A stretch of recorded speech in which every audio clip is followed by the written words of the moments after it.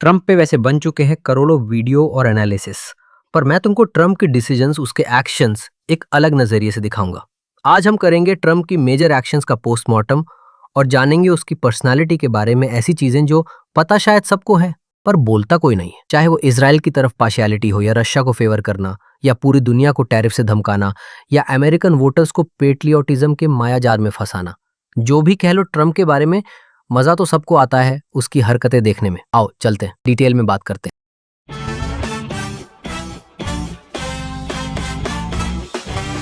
ये वीडियो मैं एक डिस्क्लेमर के साथ शुरू करना चाहता हूँ। ये चैनल जब मैंने सोचा था बनाने का, तो ये ठान लिया था यार कि मेन ऑब्जेक्टिव इस चैनल का तुम लोगों को चीजें समझाना होगा, ताकि तुम लोग अपनी आसपास की दुनिया को अच्छे से समझ सको, क्वेश्चन कर सको हर चीज।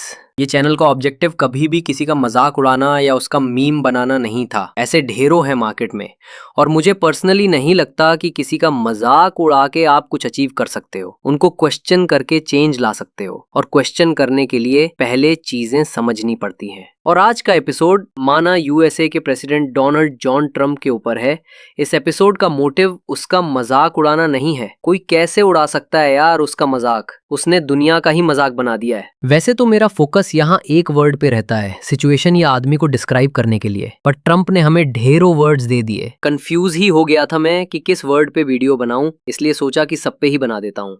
तो आज मैं तुम्हें एक एक करके ट्रम्प के डॉक्यूमेंटेड इंसिडेंट्स बताऊंगा, सिर्फ 2025 प्रेसिडेंसी टर्म के नहीं, पर उसके पहले के भी, कि उसने क्या बोला और क्या उल्टा ही किया, और सिचुएशन कहां से कहां पहुंच गई। बड़ा मजेदार है आज का एपिसोड। मुझे स्क्रिप्ट लिखने में भी बहुत मजा आया था। एंड तक रहना, साथ साथ हंस लेंगे, और होपफुली तुम कुछ नया सीख भी लोगे। तो आज का जो पहला वर्ड है वो है पोटस। तुमने ये जगह जगह सुना होगा, मूवीज में, ब्लॉग्स में, वीडियोस में। इस पे ज्यादा समय जाया नहीं करेंगे। पोटस का मतलब होता है president of the United states. ये बस एक टर्म है। जिनको पता नहीं है उनको बता दूं, यूएसए भी इंडिया की तरह एक डेमोक्रेसी है, पर प्राइम मिनिस्टर की जगह है वहां प्रेसिडेंट को पावर होती है। वहां अभी तक तो 2 पार्टी सिस्टम है, रिपब्लिकन और डेमोक्रेट। जो भी पार्टी जीतती है उसका प्रेसिडेंशियल नॉमिनी प्रेसिडेंट बनता है। क्योंकि ट्रम्प रिपब्लिकन पार्टी का कैंडिडेट था और रिपब्लिकन पार्टी जीती, इसलिए ट्रम्प प्रेसिडेंट बना दूसरी बार। पहले भी बन चुका है वो 2017 से 2020। यूएस में 4 साल का टर्म होता है। यह बहुत ओवर सिंप्लीफाइड एक्सप्लेनेशन था। अगर तुम इसके बारे में और सीखना चाहते हो तो कमेंट में बताओ, इस पे वीडियो बना लेंगे। आगे बढ़ते हुए अगला वर्ड है बैकस्टैबर।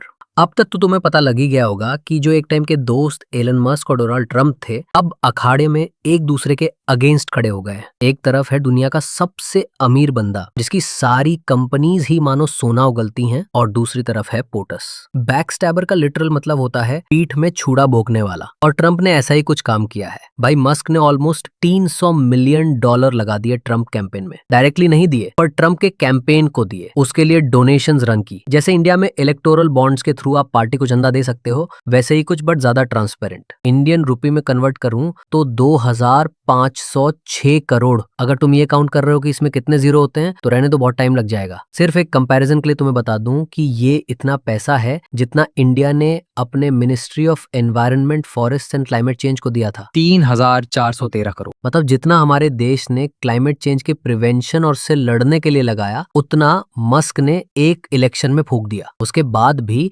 मतलब ट्रम्प ने उसकी बैंड ही बजा दी। ट्रम्प ने शुरू में काफी सपोर्ट किया मस्क को, गवर्नमेंट ऑर्डर्स दिए स्टारलिंक को, टेस्ला जो उसकी इलेक्ट्रिक कार कंपनी है उसको प्रमोट किया, मस्क को गवर्नमेंट में काफी इंपैक्टफुल पोजीशन दी, डोज का हेड बनाया, उससे अमेरिकन गवर्नमेंट ऑफिसर्स को क्वेश्चन करने की और फायर करने की परमिशन दी, और बस 4-5 महीने के लिए। अपने वन बिग ब्यूटीफुल बिल से उसने मस्क की बैंड ही बजा दी। यूएस में, इंडिया में और दुनिया की सारी मेजर इकोनॉमीज में गवर्नमेंट से सारी बड़ी कंपनीज को सपोर्ट मिलता है, चाहे वो इन्वेस्टमेंट के रूप में हो या सब्सिडीज के रूप या किसी और तरह। मस्क की इलेक्ट्रिक कार कंपनी टेस्ला को भारी सब्सिडी मिलती है। ट्रम्प के बिल से वो कम हो जाएगी, इससे मस्क की कार्स महंगी हो जाएंगी, जिसकी वजह से उनकी सेल कम हो जाएगी। काफी नुकसान है। अब यार बंदा अगर तुम्हारे सपोर्ट में हजारों करोड़ों लगाएगा तो सपोर्ट भी तो एक्सपेक्ट करेगा ना। तो मस्क जो चढ़ के बोल रहा है ट्रम्प को, वो तो मतलब सही है। और ट्रम्प भाव अब मस्क को डिपोर्ट करने की बात भी छेड़ दी। इससे बड़ा गद्दार दोस्त नहीं मिलेगा भाई तुम्हें। मिल सकता है वैसे जो दोस्त तुम्हारी सेटिंग को भगा ले जाते हैं, वो इससे भी बड़े गद्दार होते हैं, पर वो सब यार मीडिया में नहीं छाया होता है। मैं तो हैरान हूं कि कोई भी अभी तक ट्रम्प को गद्दार क्यों नहीं बोल रहा। बैकस्टैबर कहीं का। दूसरा वर्ड है हिपोक्रेट। हिपोक्रेट का आसान शब्दों में मतलब होता है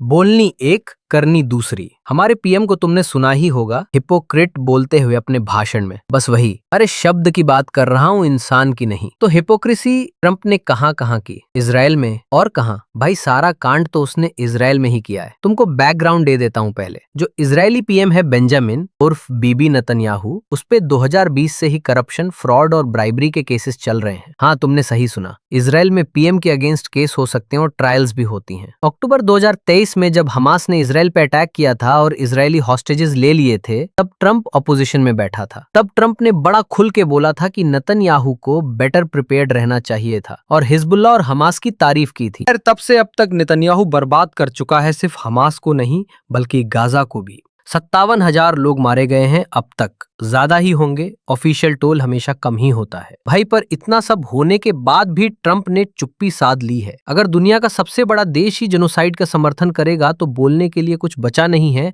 पर ट्रंप तो एक कदम और आगे है, वो तो अब नेतन्याहू की साइड ही लेने लग गया। पहले उसने नेतन्याहू को सपोर्ट किया और गाजा को ट्रंप रिवियरा बनाने की बात, फिर उसने इजरायली कोर्ट्स के खिलाफ बोला कि नेतन्याहू का ट्रायल डिले करो ताकि वो पीस टॉक कर सके हमास से। गाजा के लिए कौन सा हमास, कोई बचा है उनका पीस टॉक करने के लिए? आज भी इजराइल गाजा पे मिसाइल और बॉम्ब्स दागे जा रहा है, कोई रोकने वाला नहीं है और ट्रंप सर अलग ही ताल बजा रहे हैं नेतन्याहू के सपोर्ट में। तीसरा वर्ड है बुल्ली। बुल्ली का मतलब होता है एक ऐसा इंसान जो दूसरों को डरा के अपना काम निकलवाए। ये तो तुम लोगों को पता ही होगा, कैसे आते ही उसने सारी कंट्रीज पे टैरिफ बढ़ा दिया बिना कोई सोच या लॉजिक के। ये एकदम क्लासिक धमकाने वाली टेक्निक थी। ट्रंप खुला अमेरिकन बिजनेसेस को सपोर्ट करता है और मतलब इसीलिए वो पावर में आया भी है। देशभक्ति के नारे लगा लगा के ही तो उसने सारे अमेरिकन को अपने वश में कर लिया। ग्राउंड रियलिटी कुछ और ही है, पर खैर वो बाद में बात करेंगे। तो ट्रंप का ये बुली नेचर, ये धमकाने वाला एटीट्यूड हर जगह दिखता है, चाहे वो टैरिफ लगाना हो और दूसरे देशों से अपनी मनमानी करवाना हो, चाहे वो ईरान को धमकाना हो कि अपना न्यूक्लियर प्रोग्राम त्याग दे, या यूक्रेन के प्रेसिडेंट जेलेंस्की की भरे बाजार बेइज्जती करना हो। जब पिछली बार वो इलेक्शन हार गया था तब भी उसने ये धमकाना ट्राई किया था अपने सपोर्टर्स को कैपिटल, जो यूएस की पार्लियामेंट है, उस पे अटैक करवा के। कभी कभी तो मुझे लगता है यार कलयुग अपनी पीक पे है, जहां लोगों की बुद्धि घास चरने गई है। पर बुल्ली के सामने रिटेलिएट करने वाले भी होते हैं, और जब अपने सामने चैलेंजर देख के बुल्ली डर जाए तो ऐसे बुल्ली को कावर्ड कहते हैं,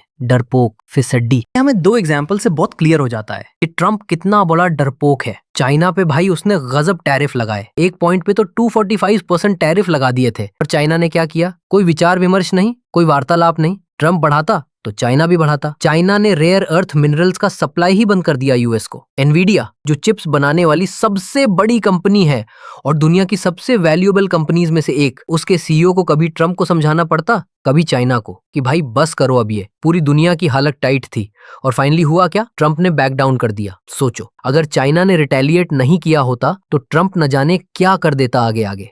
वैसे तो अभी कुछ दिनों में टैरिफ से पॉज हटने वाला है, तो देखते हैं आगे क्या होगा। दूसरा एक एग्जांपल इसका है ईरान। लाख धमकियों के बाद भी ईरान पीछे नहीं हटा, इजराइल पे मिसाइल दागता रहा। आयरन डोम फेल हो गया, बस उसके सलिए रह गए। फिर ट्रंप ने अटैक किया। देखो, मुझे एग्जैक्टली नहीं पता कि ईरान को कितना डैमेज हुआ। ईरान बोलता है कुछ नहीं, ट्रंप बोलता है सब कुछ तबाह कर दिया। जो भी हो, ईरान चुप नहीं बैठा। उसने स्ट्रेट ऑफ हॉर्मज बंद कर दिया, जहां से सऊदी, इराक, कुवैत और खुद ईरान का तेल एक्सपोर्ट होता है। यूएस को लगा झटका। ट्रंप ने अपील की चाइना से, क्योंकि ईरान नहीं सुन रहा था उसकी। देख रहे हो, मतलब यहाँ हिपोक्रेसी और कायरता दोनों ही हैं। चाइना जिसकी वो बजाने पे तुला था, ट्रंप उसी के पास गया हेल्प मांगने, और चाइना के सपोर्ट से ईरान ने कतर में एक अमेरिकन बेस पे 13 मिसाइल भी दाग दिए, वो भी अमेरिका को पहले से बता के। अब क्योंकि वो बेस कतर में था ना कि अमेरिका में, ट्रंप ने होने भी दिया। तो एक तरह से बैकस्टैबर, मतलब कमाल है, एक ही बार में अपने सारे गुण दिखा दिया महाराज ने। ट्रंप का बुली नेचर और भी जगह पे दिखता है, चाहे वो ग्रीनलैंड पे कब्जा करने की बात हो, या कनाडा को यूएस में शामिल करने की, या वेनेजुएला के ऑयल एक्सपोर्ट्स पे सैंक्शन लगाने की, या साउथ अफ्रीका के पीएम को सबके सामने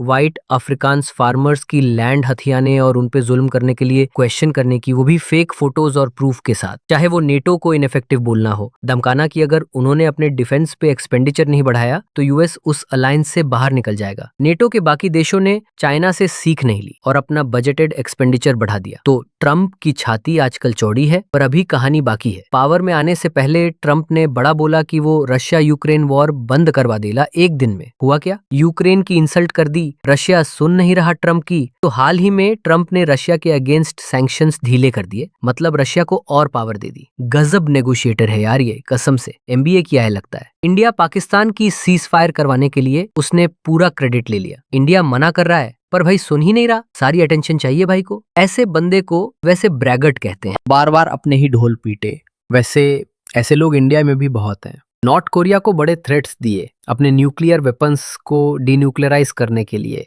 पहले धमका के फिर प्यार से। आज तो हालत ऐसी है कि नॉर्थ कोरिया ने ट्रम्प को रिस्पॉन्ड करना ही बंद कर दिया है। एक non Christian non white New York mayor nominee के खिलाफ प्रोपागेंडा रन करके कि उसके टेरर लिंक्स हैं और उसको डिपोर्ट करने की बात करके ट्रम्प ने तो अपने रेसिस्ट नेचर का एग्जाम्पल दे ही दिया। उफ भाई, और कौन से वर्ड इस्तेमाल करूं? Egoistic, opportunistic, impulsive, capricious, vindictive, polarising, volatile, regressive, coercive, erratic, transactional, ये सारे वर्ड्स डिस्क्राइब करते हैं ट्रम्प के एक्शंस, और इनमें से एक भी पॉजिटिव वर्ड नहीं है। वैसे चाहे कितना भी क्रिटिसाइज कर लो, एक बात तो है, ट्रम्प है बड़ा जिद्दी, स्टबर्न, सांड जैसे बस दौड़े जा रहा है। चाहे कोई कुछ भी बोले, किसी की नहीं सुन रहा। आसपास सब उसको बोल रहे हैं कि भाई रुक जा, सोच ले, पर ना, ट्रम्प अपने नेचर पे कायम है एकदम। बस यही पॉजिटिव निकाल सका मैं ट्रम्प के बारे में। अगर तुम ये सोच रहे हो कि इसमें पॉजिटिव क्या है, तो हाँ, शायद तुम सही सोच रहे हो। जैसे हमें जब इंटरव्यू में पूछा जाता है ना कि अपनी वीकनेस बताओ, और हम कहते हैं आई वर्क टू हार्ड, वैसे ही ट्रम्प का पॉजिटिव यही है कि जो उसका मन करे वो वही करता है। जहां तक सवाल है कि ट्रम्प को रोके कैसे, तो वो अमेरिकन जनता को सोचना पड़ेगा। हर एक का पर्सपेक्टिव अलग होता है। मैं अमेरिका में नहीं रहता तो मैं नहीं समझ सकता कि आखिर क्या सोच के वो ट्रम्प को लाए पावर में दूसरी बार। पर हाँ, प्रॉब्लम ये भी है कि आज पूरी दुनिया अमेरिकन वोटर्स पे डिपेंडेंट है। उन्होंने सही डिसीजन नहीं लिया तो इम्पैक्ट तो सब पे ही होगा, जो अभी भी हो रहा है। चलो कमेंट पे बताना कैसा लगा ये एपिसोड। अगले एपिसोड में मिलते हैं। टाटा।